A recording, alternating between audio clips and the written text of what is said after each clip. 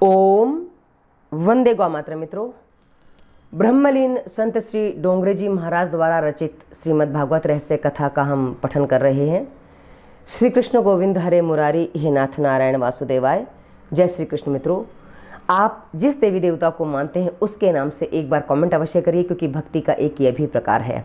चलिए आज की कथा हम आरंभ करते हैं। मित्रों, अभी तक हमने देखा कि भक्ति माता के दोनों पुत्रों को मूर्छा आई थी और नारद जी उनकी मूर्छा दूर करने के लिए अपना उद्योग करते हैं, पर आरंभ में वो असफल रहते हैं। फिर सनकादि ऋषियों से उनकी मुलाकात होती है, भेंट होती है, तो वो आगे उसकी निवृत्ति का उपाय बताते हैं। चलिए आगे बढ़ते हैं। श्री भागवत कथा का अमृत पान करने के लिए वे वहाँ से गंगा के किनारे गए। शुद्ध भूमि में सात्विक भाव जागते हैं। भूमि का प्रभाव सूक्ष्म रीति से मन पर भी अवश्य पड़ता है। भोग भूमि भक्ति में बाधक है। श्री गंगा जी का तट ज्ञान भूमि है, अतः आज्ञा की कि गंगा किनारे चलो। श्री नारद जी सनत कुमारों के साथ आनंद वन में आए हैं। सनत कुमार व्यास जी आश्रम में आए हैं। नारद जी हाथ जोड़े बैठे हैं। वहाँ ऋषि मुनि की भी श्री भागवत कथा का पान करने आए हैं। जो नहीं आए थे उन सभी के घर भृगु ऋषि जाते हैं और विनीत भाव से वंदन करके उनको कथा में लाते हैं। सत्कर्म में जो दूसरों को प्रेरणा दे उससे भी पुण्य मिलता है। कथा के आरंभ में भगवान का जय जयकार करते हैं और हरे नमः का शुद्धोच्चार करते हैं। यह हरे नमः महामंत्र है। हमारी सारी प्रवृत्तियों को छोड़कर मनुष्य ध्यान में बैठता है, वहाँ भी माया विघ्न करती है। अनादि काल से मनुष्य का माया के साथ युद्ध होता आया है। जीव ईश्वर के पास जाता है तो माया को वह अप्रिय लगता है। जीव सब प्रकार के मोह छोड़कर प्रभु के पास जाए, वह माया को प्रिय नहीं लगता है। माया का कोई एक रूप नहीं है। ईश्वर जिस प्रकार व्यापक है वैसे ही माया भी व्यापक है। जीव और ईश्वर के मिलने में विघ्न करती है। माया मन को चंचल बनाती है। माया मनुष्य को समझाती है कि स्त्री, बालक, धन, संपत्ति आदि में ही सुख है। मनुष्य को माया पराजित कर देती है। मनुष्य की हार होती है और माया जीत जाती है। इसका कारण यह है कि मनुष्य प्रभु की जय जयकार करता नहीं है। कथा भजन में, प्रेम में ईश्वर का जय जयकार करना चाहिए, जिससे माया की हार हो और आपकी जीत हो। प्रभु का जय जयकार करोगे तो तुम्हारी भी जीत होगी और तुम्हारी जय जयकार होगी। भूख और तृष्णा को भूलोगे तो नहीं तो पाप होते ही रहेंगे। भूख और तृष्णा को भूलोगे नहीं। भूख और तृष्णा यानी कि भूख और प्यास हमें हमेशा परेशान करती है। और आप कभी भी देखिए, ध्यान करने बैठेंगे ना, कुछ नहीं नींद आएगी, नींद नहीं तो भूख लगेगी, भूख नहीं तो प्यास लगेगी, मतलब कुछ ना कुछ तो होता ही रहेगा। भूख और प्यास को सहन करने की आदत होनी चाहिए। आगे कथा आएगी। राजा परीक्षित की बुद्धि भूख और प्यास के कारण ही बिगड़ी थी। सूत जी सावधान करते हैं कि हे राजन, नारद जी आज श्रोता बनकर बैठे हैं और सनकादि आसन पर विराजमान हैं, अतः जय जयकार शुद्ध होने लगा है। यह भागवत की कथा आदि दिव्य है। इस कथा को जो प्रेम से सुनेगा उसके कान में से परमात्मा हृदय में उतरेंगे। नेत्र और स्रोत को जो पवित्र रखते हैं उसके हृदय में श्री परमात्मा आते हैं। भगवान श्री कृष्ण कान में से, आँख में से, मन में से आते हैं। बार बार जो श्री कृष्ण की कथा सुनता है उसके कान में से श्री कृष्ण हृदय में पधारते हैं। मतलब जो हम सुनते हैं उसी को वही हमारा दिमाग में चलता है वही हमारे हृदय में आता है, इसके लिए ऐसा कहा गया है। पाप भी कान में से ही मन में आता है। कान को कथा श्रवण कराओ। आप श्री भगवान की कथा सुनोगे तो मन भगवान में स्थिर होगा। कान में से भगवान हृदय में आएंगे। श्री भगवान के हृदय प्रवेश के लिए हमारी देह और आंखें कान द्वार हैं। देह, आंखें और कान द्वार हैं, साधन हैं। कई लोग आँखों से ही प्रभु के स्वरूप को मन में उतारते हैं, तो कुछ लोग कान से श्रवण करके श्री भगवान को हृदय में उतारते हैं। अतः आँखों और कान दोनों को पवित्र रखो। वहाँ श्री कृष्ण को पधराओ यानी कि देखना है तो अच्छा देखना है, शुभ देखना है, और सुनना है तो अच्छा सुनना है। यदि हृदय में ईश्वर का वास कराना है तो प्रत्येक सत्कर्म के आरंभ में शांति पाठ किया जाता है, उसका मंत्र है ओम भद्रम कर्मे भी वृणुयाम देवाहा। मुझे संस्कृत ज़्यादा नहीं आती और हम जब शांति पाठ करते हैं हम तो सर्वमंगल मांगल्ये शिवे सर्वार्थ साधिके शरण्ये त्र्यंबके गौरी नारायणी नमोस्तुते अक्सर ये पढ़ते हैं, इसलिए अधिक संस्कृत पढ़ने का अभ्यास नहीं है। हे देव, कानों से हम कल्याणकारी वचन सुने, कान और आँख पवित्र हों, फिर सत्कर्मों का आरंभ हो। इसलिए तो पूजा में गुरु महाराज कान और आँखों को पानी लगाने को कहते हैं। विशुद्ध इंद्रियों में ही परमात्मा का प्रकाश होता है, इसलिए इंद्रियों को शुद्ध करो और शुद्ध रखो, मन को भी शुद्ध करो और शुद्ध रखो। काल नहीं बिगड़ा है, मन ही बिगड़ा है। नेत्र और श्रोत को पवित्र करने के बाद कथा का आरंभ होता है। सनकादि मुनि कहते हैं कि इस भागवत शास्त्र में 18,000 श्लोक है। 18,000 की संख्या परिपूर्ण है। श्री राम कृष्ण परिपूर्ण है, अतः नवमी के दिन प्रकट हुए। श्री कृष्ण नवमी के दिन गोकुल में आए, तभी नंद महोत्सव करने में आया है, यानी कि वो भी नवमी को पहुँचे। यानी कि 9 का जो आंकड़ा है ना, अंतिम कहा होता है। 0, 1, 2, 3, 4, 5, 6, 7, 8, 9, 10 में तो 1 और 0 आ जाते हैं कि 2 अंक हो जाते हैं, तो 9 का आंकड़ा परिपूर्ण माना जाता है। श्री राम जी की 12 कला हैं और श्री कृष्ण जी की 16 कला। ऐसा भेद नहीं करना चाहिए। श्री भागवत में एक मुख्य कथा है नंद महोत्सव की। इस कथा के भी 18 श्लोक हैं। श्री भागवत पर प्राचीन और उत्तम टीका श्रीधर स्वामी जी की है।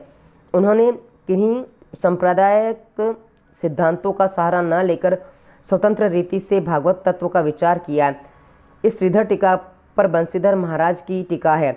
उन्होंने कहा है कि हमारे ऋषि मुनियों ने केवल निस्वार्थ भाव से इस ग्रंथ की रचना की है।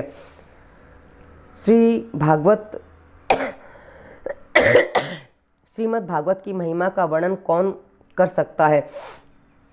भागवत तो श्री नारायण का ही रूप है। श्री भगवान जब गोलोक पधारे तब उन्होंने अपने तेज स्वरूप को इस ग्रंथ में रखा था, ऐसा 11 स्कंध में लिखा हुआ है। अतः भागवत भगवान की शब्दमयी मूर्ति है, श्री कृष्ण की वांगमयी मूर्ति है।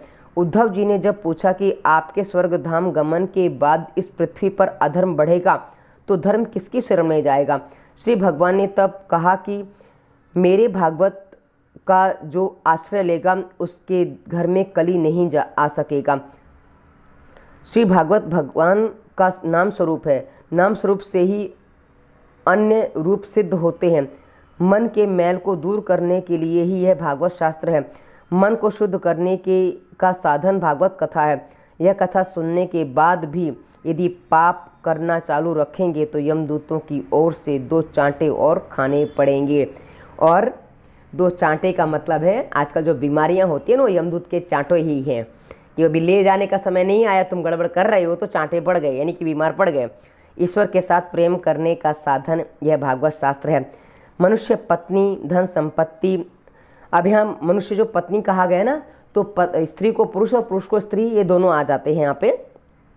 भोजन आदि के साथ तो प्रेम करता है, परंतु प्रभु के साथ प्रेम नहीं करता है, इसलिए वह दुखी है। श्री रामानुजाचार्य के जीवन में एक प्रसंग हुआ। रंगदास नाम का एक सेठ था जो एक वेश्या पर अतिशय आसक्त था। एक दिन रंगदास और वह वेश्या प्रभु श्री रंगनाथ जी के मंदिर के पास से निकले। श्रीमंत सेठ रंगदास वेश्या के सिर पर छाता पकड़े हुए जा रहे थे। ठीक उसी समय श्री रामानुजाचार्य जी मंदिर से बाहर निकले। उन्होंने यह दृश्य देखा। ये भी ईश्वर के ही जीव हैं और ये भी ईश्वर से ही मिल जाएंगे, तो इसका भी उद्धार हो जाए, ऐसा सोचकर वे उनसे मिल गए। रास्ते पर जाकर वे उस रंगदास से मिले और बोले कि आप इस वेश्या से जो प्रेम करते हैं उसे देखकर मुझे बहुत आनंद हुआ। अस्थि और विष्ठा से भरे इस स्त्री से तुम प्रेम करते हो। इस स्त्री की तुलना में मेरे प्रभु श्री रंगनाथ जी अति सुंदर हैं। इस स्त्री से जैसा प्रेम करते हो ऐसा मेरे प्रभु से करो। प्रेम करने योग्य तो एक परमात्मा ही है। ऐसा कहकर उन्होंने रंगदास को एक चांटा मारा। रंगदास की वहीं समाधि लग गई और श्री रंगनाथ जी का दर्शन हुआ। उस दिन से वह रंगदास ने उस दिन के बाद रंगदास ने किसी भी दिन स्त्री से प्रेम नहीं किया। मनुष्य अपना प्रेम पात्र हर क्षण बदलता है, परंतु कभी भी उसे संतोष और शांति नहीं मिलती है। बाल्यावस्था में माता से प्रेम करता है, कुछ बड़ा होने पर मित्रों से प्रेम करता है, विवाह हुआ तो पत्नी से प्रेम करता है, कुछ समय जाने के बाद उससे प्यारी पत्नी का तिरस्कार करने लगता है और उसके से कहता है कि तेरे साथ विवाह करके मैंने बड़ी भारी भूल की है।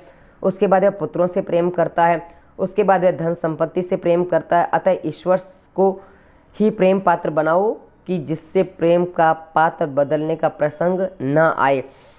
श्री भागवत शास्त्र बार बार सुनोगे तो परमात्मा से प्रेम बढ़ेगा। आजकल लोग भक्ति तो बहुत करते हैं, परंतु भगवान को साधन और सांसारिक सुखों को साध्य मानकर करते हैं, अतः भक्ति सार्थक नहीं होती है और लोग दुखी होते हैं। श्री भगवान को ही साध्य मानो, संसार के सुखों को नहीं। अब यहाँ भगवान साधन माने गए, ऐसा इसलिए कहा गया क्योंकि हम ईश्वर से मांगने जाते हैं। लोग जब मंदिर जाते हैं, हे भगवान मेरी ये मनोकामना पूरी कर देना, मुझे ये दे देना, मुझे वो दे देना, इसलिए ईश्वर को यहाँ साधन बना दिया और अपनी इच्छाओं को साध्य मान लिया, ऐसा कहा गया है। कथा में हास्य रस गौण है। कथा किसी को हंसाने के लिए नहीं है, कथा तो ईश्वर को प्रसन्न करने के लिए है। श्रोताओं के हृदय में जो शोक जागृत करे वह शुद्ध कथा। शुद्ध हृदय में से रोने के लिए है, शुद्ध हृदय रोने के लिए। मेरा आज तक का जीवन निरर्थक ही निकल गया। आदि भाव हृदय में जगे तो ऐसी कथा का श्रवण सार्थक हुआ। कथा सुनने के बाद पाप ना छूटे और वैराग्य उत्पन्न न हो जाए तो कथा श्रवण किस काम का। लोग आजकल कथा तो सुनते हैं, उस समय कुछ हुआ, उसके बाद सब जैसा था वैसा ही चलता है, कोई परिवर्तन जीवन में आता नहीं है। इसलिए भागवत कथा किसी को फलदायी होती नहीं है। श्री भागवत के दर्शन से, श्रवण से, पूजन से पापों का नाश होता है। श्री भागवत के श्रवण मात्र से ही सद्गति मिलती है। कथा श्रवण का लाभ आत्मदेव ब्राह्मण का चरित्र कहकर बतलाया जाता है। बिना दृष्टांत का सिद्धांत मन को नहीं छूता, अतः आत्मदेव ब्राह्मण का चरित्र कहा गया है। कथा केवल रूपक नहीं है, कथा की लीला सच्ची है और उसमें कहा गया अध्यात्म सिद्धांत भी सत्य है। ये यहाँ जो उद्योग किए हैं और जो उनके बाद जो हुआ है उसका पूर्ण होता है। यानी कि हम जो टॉपिक पढ़ रहे थे, हम क्या पढ़ रहे थे, भक्ति का दुख दूर करने का नारद का उद्योग, तो हमने पिछले अंक में पढ़ा था। उसके बाद भक्ति के कष्ट की निवृत्ति यहाँ हो जाती है। और अब आगे जो कथा आती है वो कथा है कि गोकर्णोपाख्यान प्रारंभ आत्मदेव ब्राह्मण और धुंधुली की कथा। आत्मदेव ब्राह्मण क्या है, कौन है, वो हमारे शरीर में कैसे घटित होता है, क्योंकि हमने भागवत में तो सुना है, इस शरीर में कैसे, ये सारा वर्णन आपको अगली कथा में मिलेगा। श्री कृष्ण गोविंद हरे मुरारी, हे नाथ नारायण वासुदेवाय। जय श्री कृष्ण। मित्रों, कमेंट नहीं किए तो कमेंट अवश्य करिए, ईश्वर का नाम अवश्य लीजिए। धन्यवाद। वंदे मातरम।